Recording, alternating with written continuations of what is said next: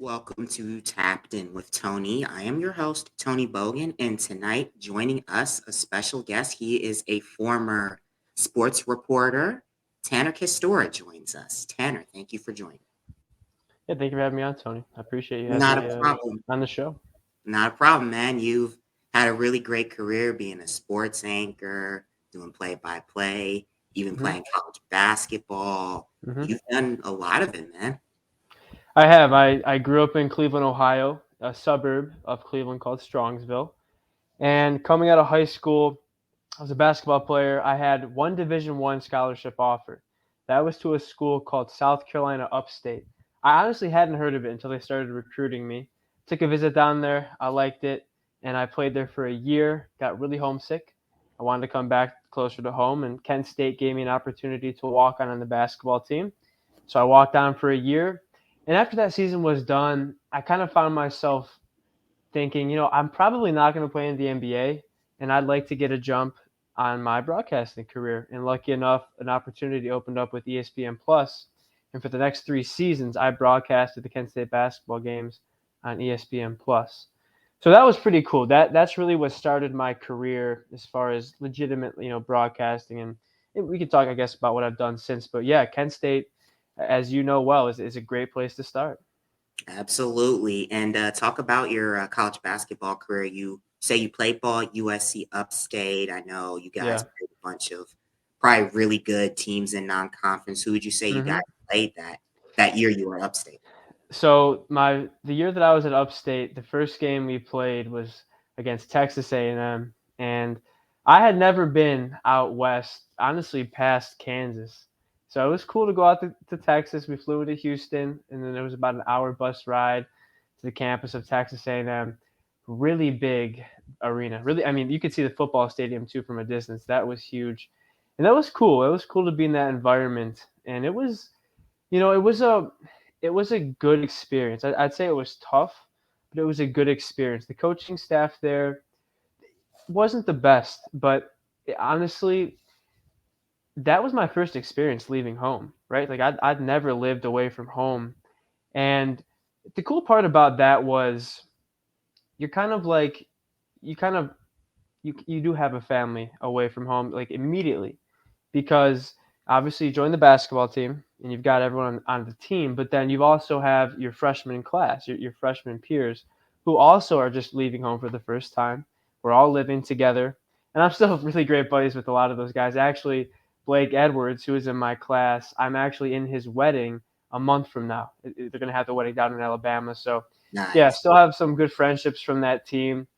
A really eye-opening experience that really prepared me for my future because since in the past 2 years I've moved out to South Dakota. I've been doing some reporting out here. We can get to that, but it prepared me for this step, moving to South Carolina by myself. So got to play some pretty good teams. Got to play Clemson, and then at the time we played in the Big South, and I'm sorry, we played in the Atlantic Sun, and that's where, if anyone's familiar with college basketball, Florida Gulf Coast, Dunk Dunk City. City. That's who we played against. That was one of our big rivals. We South Carolina Upstate has since moved to the Big South Conference, so they've switched around a little bit. But yeah, played against. We had some good competition that year. Awesome. And then you moved back to Kent State. And how did you play at all in the when you played at Kent State? Because I understand they won the MAC and ended up going to the Correct. NCAA tournament. Yeah. So, which is unfortunate, but at the time, the NCAA had a rule: if you transferred from a Division I school to a Division I school, you had to sit out one season. Now, as you know, you can transfer anywhere and play right away, but that wasn't the case back in 2017 when I transferred to Kent State. So I did not get to actually get on the court and play with them, but I did everything else with the team. I mean, you name it, I did it. And that was a cool ride because, as you know, that team got to the NCAA tournament and we played against Lonzo Ball in UCLA. So just to be a part of that, to see what it's like to have so many moving parts work together and get to be behind the scenes, literally in it, really helped me in my career as far as becoming a journalist because I lived it. I saw what it was like to actually be a college basketball player and see what really goes on. And that has been a tremendous tremendous experience for myself moving forward into what I'm doing now. And you basically ended your college career getting a MAC championship. Yeah, I Rival, did. no less. That's right. I mean, whenever they have that reunion, the 10-year, the 20-year reunion of that team, I'll be invited because I'm on the roster. I was on the team, so yeah, that is cool to know that I was a part of that. Yeah, and especially, gaining experience playing, well, being able to watch Kent play against UCLA and Hmm. Lonzo Ball, unfortunately, like he's had a career with No. injuries, but he was a very Hmm. talented player. And his dad Yeah, was an interesting character. yeah, he was, and that was what was cool about that game is everyone was talking about Lonzo Ball because of the big baller brand and what his dad was doing. So people were paying attention to Kent that day. And there's a famous picture now, I guess you could call it famous within the ranks of Kent State, where Charles Barkley was rocking a Kent State jersey before the game. It was number 55. Actually, that was Kevin Zabo's jersey, my teammate at the time, who's since now become a college basketball coach himself. But that was cool that we had a spotlight on that game because it was UCLA, because it was Lonzo Ball. So yeah, we Kent State got some publicity that week. Absolutely. And they are a slept on program in the MAC. They had a really Yeah. great team this past year, and Hmm. some people said that they were going to possibly go as far as the Elite Eight. Yeah, they had a good team. That was tough watching them play against Indiana.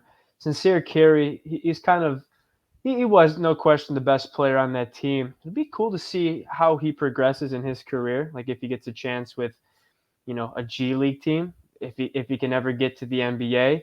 He's undersized, and I'm sure maybe there's not too many people who expect him to make it. But when you look at that kid, to anyone who knows his story, he was under recruited out of high school. He did not have a Division I scholarship until the final day, I believe, of his final week of his high school basketball career. He was going to West Liberty, I want to say, which is a powerhouse D2 program in West Yep. Virginia. And Keith Dambrot, who was at Akron, had taken the job at Duquesne in Pittsburgh and knew of Sincere, and he offered him a scholarship. Well, Sincere was a heck of a player for 2 years at Duquesne and wanted to transfer, and Kent State was lucky to get him. And look what he did. He became the MAC Player of the Year. He Absolutely. he he led that program back to the tournament. So he's a guy that I think he'll be mostly remembered on those teams. Malik Jacobs was a great guard too, and I think it's just a good it's a good way to look at the program as far as the program, as you just said, it's kind of slept on, not really known nationally, and it kind of resembled Sincere Carey in himself, like someone who isn't looked at as the prototypical great player, but hard to beat. And that's how Coach Senderoff coaches. He gets the most out of his players. We always have tough teams. He's a good coach, and it was fun to follow them this past season. Absolutely. He comes from a basketball family too. I got to interview his sisters, Dee and Jordan Bickelja, on an earlier episode of Tapped In with Tony. Both of them Oh, played nice. college basketball. Mike is playing for Kent State, so he comes from a Hmm. basketball family. So and he played Yeah, at Dolan. He played in the area, so I got to see him play a couple times. yeah, And that's very cool. Yeah, there's a lot of Northeast Ohio has some good athletes. There's a lot of athletes around the area, no question. absolutely. And after your basketball career, you got involved with ESPN Plus and Hmm. TV2. So tell me Yeah, about your experience with that. yeah. I tell everyone that I know who's in high school thinking about going into journalism or broadcasting, you're not going to find a better place than Kent State. You just won't. It is so hands on. When I got to Kent State, I knew about the program. I didn't understand really what it was until that year I gave up basketball to focus on it. With TV2, as you know, they have a show called Sports Corner, and I think it's still every Monday night, and it's a half hour to an hour long show. It's basically like a sports center at our level. We talk about things going on at the university, we talk about things going on nationally, and you get to host it like a legit show. I mean, you have to prepare for it like a show. You have to show up 3 4 hours beforehand producing the show. You got to put scripts in, you got to put graphics in, you have to understand the rundown. You have to be prepared for going on air. You got to wear a suit and tie. You got the mic on. You got the USB. I mean, everything. It's the real deal, and that's every single week. And then we've got people going out on Friday nights, and you're covering high school games, and you understand the hustle of going out to a game, shooting it with the camera, running back, get in your car. You got to get back to the studio. You got to cut it up. You got to have those highlights ready to go. And in before 10 o'clock when the show starts, or where maybe it's I 9, like there's a hard deadline. And that's really how it is. I mean, that's really how it is once you get out into the workforce in journalism. And Kent State was just I can't tell you how well it prepared me. I mean, I was so well prepared for what I stepped into the past 2 seasons.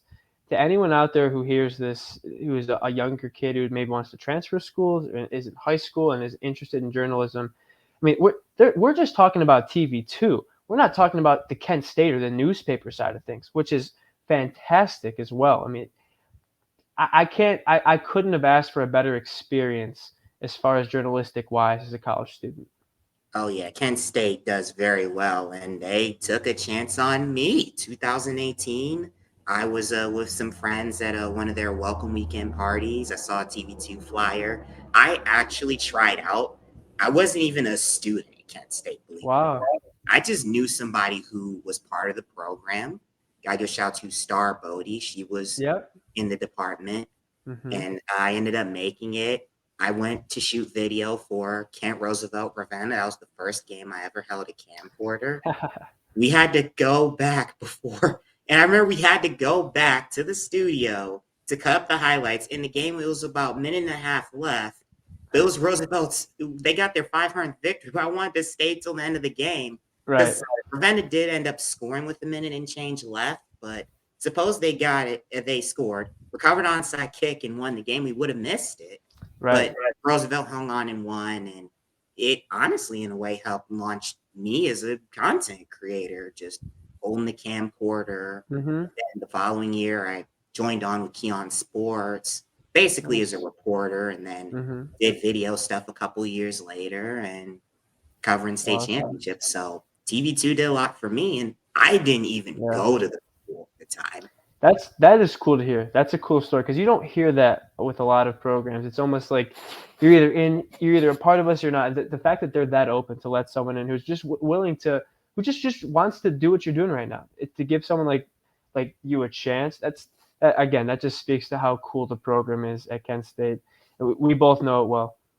Absolutely. And then thanks to TV2 for taking a chance on a 26-year-old guy and eventually helping him launch have content creation. So shout out Awesome. to those guys. It was fun just being part of being able to talk about the football teams, being able to Right. be on Friday Football Frenzy and talk about all the Yeah. teams over the weekend, stuff like that. I had a blast doing that stuff with those guys. I miss those days. I really do. Those are good times. And you said that TV2 prepared you very well. I noticed that you were a production assistant at Fox Now Valley Sports, and you were an intern at ESPN Cleveland, and you worked on the really big show. How was it I like did. working with Tony Rizzo and Aaron Goldhammer? It was interesting. It was very interesting. So part of I want to say, I guess, the part of the degree, getting your degree at Kent State, I graduated in 2020, by the way. So that was 3 years ago now. But part of the degree is you have to have an internship that they deem, acceptable. And they were fine with both of the ones that I had. I worked at Fox Sports Ohio, and I worked on the Bruce Drennan show. He's since retired, but I worked in his show as a production assistant. And then, as you mentioned, I worked at ESPN Cleveland with the really big show. That was a very cool experience. Again, to step into another world that I hadn't really been involved in, the radio side of things, just to see how they do it. They meet again hours before. It's similar process. They meet hours before, and they go over what they're going to talk about. And I think one of the things that kind of struck me is, and it really honestly applies to anyone who's on air with any kind of show, including this, like a podcast, you have to be prepared and knowledgeable of what you're going to speak about because you have 4 hours to cover a lot of times with these radio shows. So your job is not to show up at the office and go from there. You've got to watch the game the night before. Like, you have to know what happened to form an opinion. And those guys always were in the know. I mean, they always were locked in with really everything that was going on in sports. And obviously their focus was in Cleveland and whatnot. what was cool about that is they actually would give us interns like some responsibility. Each week, our job was to come with 4 new ideas for segments, and we would actually pitch them these ideas after the show. So they'd finish the show, and then we'd come in and we'd talk to them about our ideas. They asked actually kind of like a lot of us in a cool way. Like they actually brought us into the show. I felt like I had a role in the show. I wasn't just sitting there listening, watching. Like I had things to do. So that was a cool experience just to be around someone like those two and Chris Oldak too, who was the producer.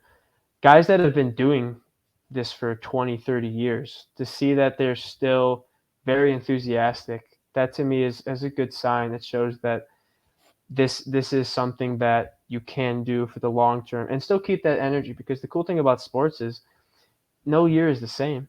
I mean, every like I always say, there's no better theater than sport, and so it was cool to see how enthusiastic those guys were, and also how true to themselves they were. They didn't change at all when they got off air. I mean, that's who they are, and that's good for someone like me and for like you to know that wow, like I just have to be myself. Like that's really what you're asked to be as a host. It's your personality, right? We want your takes, we want your opinions, we want your vigor, we want to see you. So those guys were very comfortable with what they did. It was a good experience being around them. Oh yeah, and both of those guys are very well known in the Cleveland radio scene. And then you've got guys like Ken Carmen and Anthony Hmm. Lima. They'll do a 4 hour show, and then they'll do their emerging Crazy. podcast scene. I I don't bet. know how they do that. It's Yeah. impressive. It's very impressive that they like that, because you're stimulated for that. Like you're thinking it in like that's a lot in one day. It really is. It's mentally draining. Oh yeah, but they do, and they're both family men too, and they're very knowledgeable about sports. That's very cool. And you also did play by play for Kent State. So how was that like? I noticed you touched on that a little bit. Yeah, Your take on that? awesome. That's really what I want to do. That's what I'm in a sense working towards. It was such a cool experience to go from being with the team then into the booth, because those are my friends. Those are my guys. And I worked with Ty Linder, so he did play by play most of the time, but then the couple times that he had other obligations, I did get asked to do play by play. And whether it was doing color or play by play, I think I don't even think I know that was when I realized this is what I want to do, because I would show up to every one of those games with 12 pages of notes Wow. on every single player, on each team, all kinds of stats breakdown, I mean, you name it, I had it. And I would tell you, I would probably during the broadcast use 15, 20% of what I had on these sheets. But I never knew which 20 or 15% it was going to be. And I just never wanted to not be so well prepared for what I was stepping into. And I enjoyed it. I would work hours and hours beforehand on those games, making these notes. And for me, I've realized when I write something down, it kind of just stays up here anyways. I wouldn't look at my notes a whole lot. It was kind of already up here. But I just realized like this isn't work to me. Like this doesn't feel like work. I like doing it. I do this for free. I would literally do this for free. And so that's when it hit me like, okay, like I have found something. I've always wanted, since I was a little kid, I always wanted to be a broadcaster. But now that I was really doing it, it's like, wow, this is really what I want to do.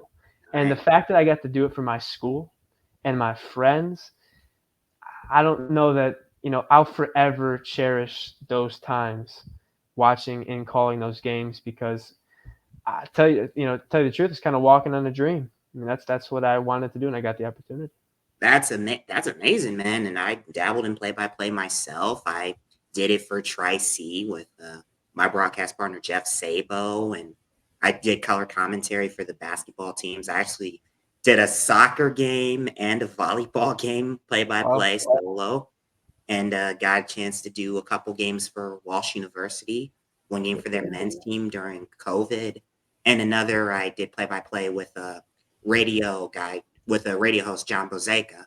Another play color Wow. commentator. Another play by How'd guy. you like it? It was it was a great experience. Just 21 getting to do my first game since 2018 and being able to do a college football game, color commentary for a college football game for the first time ever. It was honestly a really great experience. And Yeah. that's something I'll never forget myself, just being able to just Hmm. use your notes and just talk about the game as it goes. And it's honestly, it was really awesome. And I wouldn't trade Yeah. the world done It's that content creation. it's cool. It's a very different realm because like when you write a story, well, you sit and you write it, or you do a podcast, you just have a conversation, or a show, you know what's coming up next on the rundown. But a live game's a live game. It's happening in front of you. So it's a different experience, and it's a good experience because it's like the core of broadcasting and journalism. It's the game. It's what's happening, and you just got to be prepared. You got to be ready for what's coming. So I agree with you. Very good experience. And how did COVID have an impact? Because I know you said you graduated class of 2020. I did. How Hmm. big of an impact did COVID have on you as far as your career? It was huge. It was huge because I realized that my purpose actually changed. My purpose changed. When COVID happened, there was no sports. There's nothing for at least for a period of time. Got to a point where they brought back slowly with no fans and whatnot.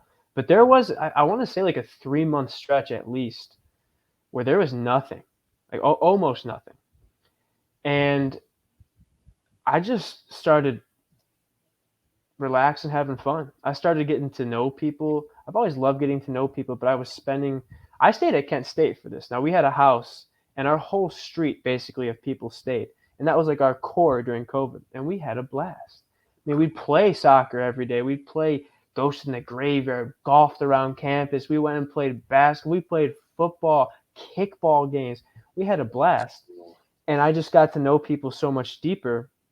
And that's when I kind of saw like, this is what I like about sport. It's not really the winning or the losing. It's the stories behind these people and how dedicated they are and the impact that the sport has in their life or someone around them.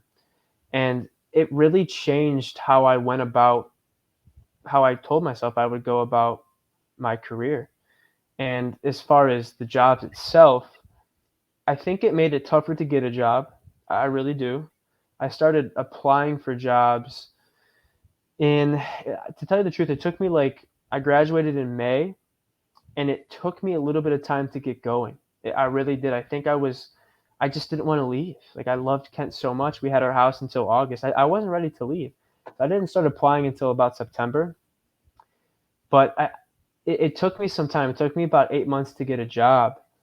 But man, I know there was sadness and heartbreak during COVID for many people, and I prayed for people, and I still, I feel for those who lost their business or lost a loved one. That I know that happened. And I have sorrow for those people. But personally, I had some of the greatest times of my life, and it opened up more into who I am because I got away from sport that and I think it's great to love sport, but I was just so invested in it that I realized it's really the people. It's really the people that matter. And COVID was really good for me. Wow. So you took something that with you took it and made the best out of it. That's really amazing. And our paths crossed in a way too, because we both worked at the same restaurant for a brief period of Oh, time. that's right. That's right. I forgot about that. I totally Yeah. forgot about that. Oh yeah, we worked there. Like I worked at Barrio till about 21. Did So you? our I paths, forgot we worked there. yeah, we both worked there for like a short period of time. Yeah, I was rolling tacos in the back. Yeah. That was a man. That was such an interesting time in my life because for me, I've always been a guy who wants to go get it, and when I'm not accomplishing it, I get frustrated. And I wasn't, people weren't. I was applying for jobs, and I really wasn't getting anything back. And so I was picking up jobs to give myself a source of income. And Barrio was one of them. And to tell you the truth, I'll never forget working back in that kitchen because I have never been, I don't honestly know, Tony, if I've ever been that frustrated with myself in my life. I Wow. just felt like I'm like, I need to be doing more. I should be doing more. But I still would get up every day and go to work. And I ended up getting a job at a different place right after there. But I remember those days well. Those were tough days for me working at Barrio. I remember those Oh days. I yeah. forgot that you were there. It wasn't easy. Especially during the pandemic. Right. Yeah, like this is when our paths crossed even without sports, believe it or Isn't that not. crazy? Yeah. Yeah, What man. was what was COVID like for you? Honestly, for me, it was just like, I lived in Kent at the time. It sucked not having sports, but when before I started my podcast, I did stuff for Keon Sports and I would interview different athletes and stuff and a lot of people within sports because outside of wrestling, I don't know if you're a fan of WWE wrestling, Not and really. there was no NASCAR for a couple months. Even NASCAR shut down. Like Wow. it was just like, yeah, I bided my time just interviewing people who had that impact, so it just found a way to make a way. Yeah. Sometimes you just got to make your own fun. Right. And I myself was, scared too with all the unknowns, but we both Mhm. made it through and, you Mhm. know, we survived the football season. I don't know how, but, Yeah, we had a yeah, yeah. football season in Ohio, the state Mhm. championship in Massillon. This Yeah. was it was the year before I covered it in Ken, so you Okay. know, honestly, it was a blessing because that's when I started doing video a little more. I bought a camera from Nice. Amazon. I 0 out of 10 would not recommend unless it's a name brand. For those of you listening out there, don't buy knockoffs from Amazon, please. Get a name brand. It'll help you. Trust me. Yeah, But COVID was a lot happening in COVID. I'm kind of glad that we both see it in a good light. yep. And to continue, you worked in South Dakota for a news station for a couple of years. I How was that did. experience? Yeah. So I applied, as I said, I was applying for jobs. I applied in 39 different states, Wow. 87 different jobs, and the only opportunity I got was the CBS station in Sioux Falls, South Dakota. They're called Kelloland. They're the CBS station here. Mhm. And I was hired as a sports reporter and an anchor. And I signed a 2-year contract. And so I started in February of 2021 and then went until February of 2023. So for 2 years, we can get to it. I'm actually still here. But I moved to this place called Sioux Falls. I had never been there before. I'd never been to South Dakota. I didn't know a single person here. And I said, I can't wait. I can't wait. This is my shot. This is my opportunity, and I'm going to make the most of it. And it was tough. Oh, were those the first year was tough. I mean, man, it is difficult to make friends from scratch. I mean, I literally didn't know a single person here. So it was some of the toughest, longest, darkest nights that I've had in my life moving to Sioux Falls, South Dakota. But I am so grateful that I came. Wow. So trial by fire, you made it, man. And how was it Hmm. like? Like, what did you do? Like, I know Hmm. you say you were a sports anchor. Did you help Right. edit stuff? And I know you interviewed Yeah. some players. Hmm. So during the week, I was a reporter. So I would go out to games, like we've talked about, shoot the games with the camera, come back, edit them up, and those highlights that would go on the news at 10 o'clock. And I'd have to go to maybe 2, 3 games a night sometimes: basketball, football, volleyball, soccer, tennis matches, wrestling matches, You did it all. lacrosse. You say golf? I say you did it all. I did it all. I went to golf too. I mean, literally everything. And also during the week, I'm looking for stories.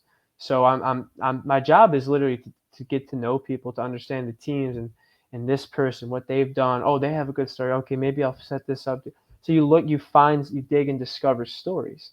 And so I would do feature stories on these athletes and these teams around the entire area. So it was high school sports and then college sports as well. And there's actually a really, really good base of athletics here in South Dakota that people really don't know about, and specifically South Dakota State. They are an FCS power. FCS is it's Division One, but it's Tier Two Division One. They get slept So they're on. not they're not with Alabama and Ohio State, but they're with, like, you're in the Youngstown State's conference. And so I covered them a ton. And some of these athletes, they actually had a kid last year, just months ago, get drafted by the Green Bay Packers in the third round, tight end Tucker Kraft. They've got some very, very talented athletes out here, and I got to go to all the games, cover the teams. I did a lot of feature stories on them. I actually was nominated for an Emmy award for one of the stories I did. It was actually a high school student who had nearly lost his leg to cancer. Somehow, miraculously, the cancer disappeared. So I did a cool story on him. And it's really an honor to get to know these people and hear them speak from the heart. It really is to talk to their parents and their coaches who have walked them and been with them through these steps. It was a really rewarding job. So that's what I did during the week. And then on the weekend, I still did the same things, except I also had to anchor the shows. So not only now am I editing my stories, editing all my highlights, producing all that, I have to produce the sports blocks during the 6 and the 10 p.m. newscasts. So I was the anchor on air. So I would prepare my show and then throw on a suit and tie, put on my mic, and go on air on Friday, Saturday, and Sunday. So it was a very, very time consuming job, but I learned a ton and I met a ton of people. Wow, that's amazing. And you say you left after February of 23, and what did you Mhm. do in the time after that? So I spent the 2 years as a sports reporter in South Dakota in Sioux Falls, and I really did enjoy it. I mean, I truly did. But to tell you the truth, it it was very tough in the aspect of friendships. I worked every Friday, Saturday, and Sunday until midnight, and my off days were Wednesday and Thursday. So when I would meet someone and they'd say, "Hey, you could tell potentially we would become friends." Well, they would invite me to something. Hey, Tanner, would you like to come with me and my friends? We're going out to eat. We're going golfing. Well, when do most people do things? They do things on the weekend. Yep. I'd always have to tell them no. It was really tough. It was very hard to establish and grow and develop friendships. And also, I had moved 14 hours away from home. I didn't get to see my family hardly ever. I had to work Christmas. I'd have to work Thanksgiving. I did get one Thanksgiving off, which was cool, but the following year I had to work both of those holidays. I didn't see my family a lot, and I really, really missed a lot of people. And so I told myself, I actually had decided about 6 months into the job that I was going to put everything, everything I had into my career for these 2 years, everything I had. And then if I felt that earned it, after the 2 years was up, I was going to take time away from my career to go travel. And I felt that earned it. I was so proud of the work that I did, how hard I had worked. And I said, I'm going to go travel. And so I'd been saving up for years to do something potentially like this. And I saw an opportunity to do it, a window in my life. I'm 26 now, but I was 25 at the time. It's a stepping stone job. I only thought I would be there 2 years anyways. I don't have a family of my own. I don't have a serious relationship as far as a girlfriend. My only responsibility is myself. This is my chance to do something like this. And so I did it. So for 5 months, I traveled the country. I drove over 11,000 miles. Wow. I went all the way out west, all the way through the west, Utah, Colorado, Arizona, New Mexico, Texas, all the way out to California. I'd never been out there, and it was gorgeous. It was gorgeous.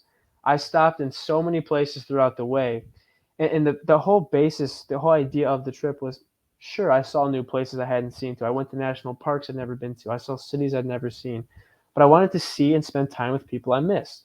And so I would stop in cities like Phoenix, like Tulsa, Oklahoma, Los Angeles, California, Denver, Colorado, Las Vegas, Nevada. I would stop in places where I had friends and family, and I would stay with them for 3, 4 days at a time, and I would catch up with them.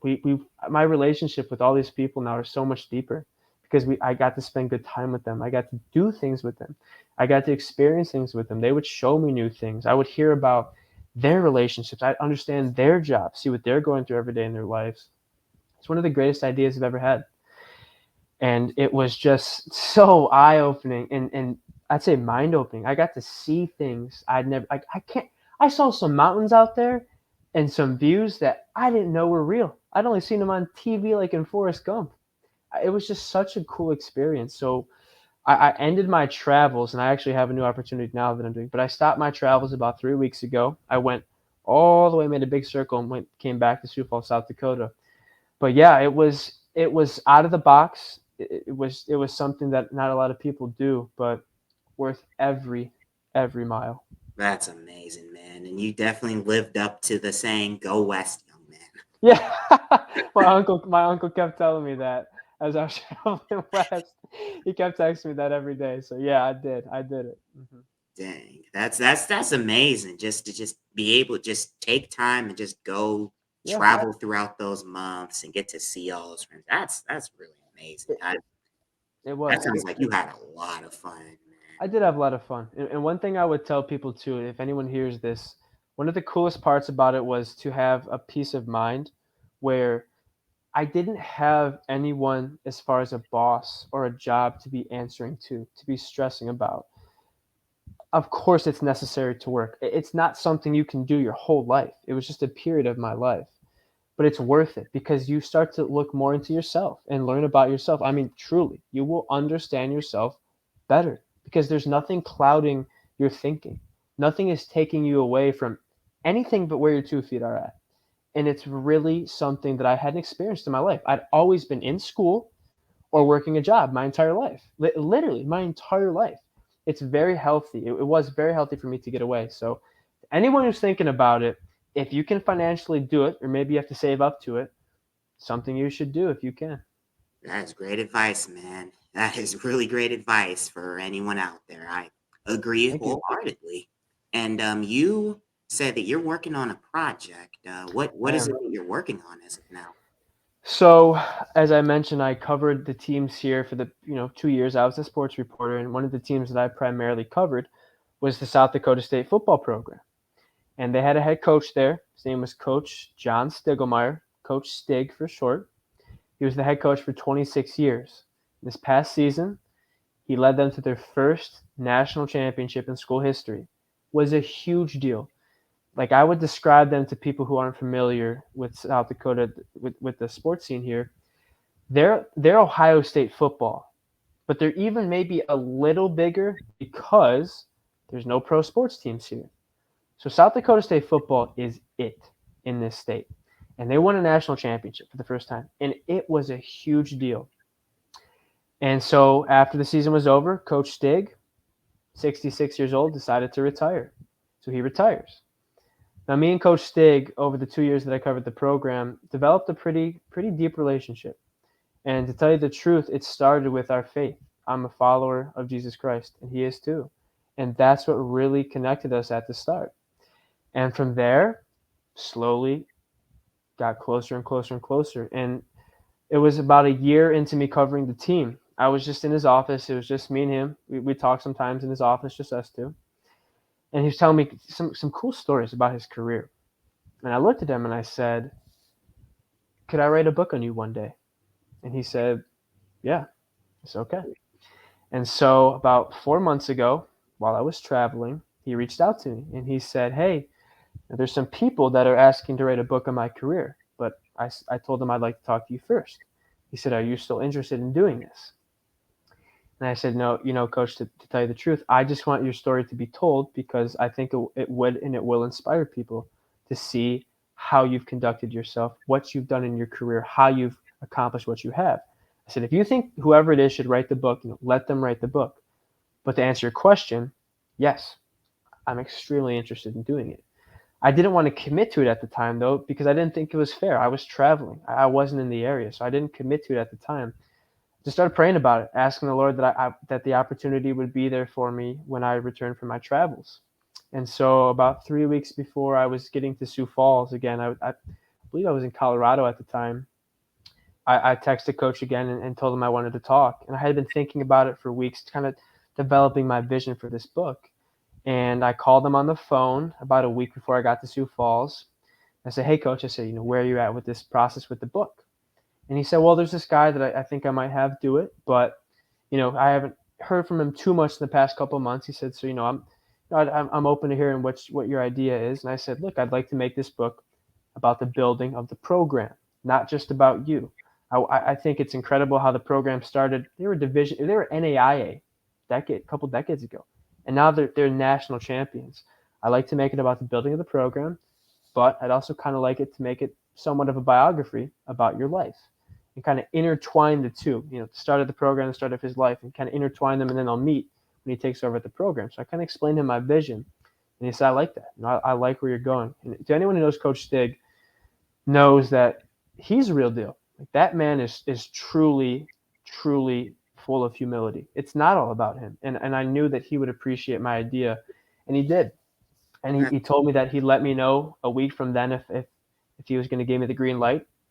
And a week from that conversation, he gave me the green light to write the book. And so I have been setting things up the past couple weeks. I've been meeting with a lot of people, met with Coach last week, and we decided we're going to sit down every single week and we're going to go through his life and we'll talk for 1 or 2 hours at a time. And so we're having our first conversation about his childhood and his parents this Thursday, actually. So Amazing. I am going to write a book on the building of this program and on Coach Stig. And in the meantime, I will be freelance journalism, doing some stories for companies here. And then so I have a reliable source of income, I'll be substitute teaching. But the focus of my life is going to be this book. So I'm going to become an author, and I'm going to put everything I have into this project. That's amazing, man. Tanner, on that note, thank you for coming on the show. That it is really amazing just to hear your journey in general, man. You're a high school basketball player that played ball South Carolina, went to Kent State, was part of a MAC championship, Hmm. play-by-play guy, intern, Yeah. news anchor, traveler. You've Yeah. done it Thank you, all, Tony. man. I really appreciate you allowing me to come on and talk about it because it's almost therapeutical to tell someone something, explain to someone how passionate you are about something, and I am. So I really do appreciate you giving me the opportunity to speak about it. Not a problem, man.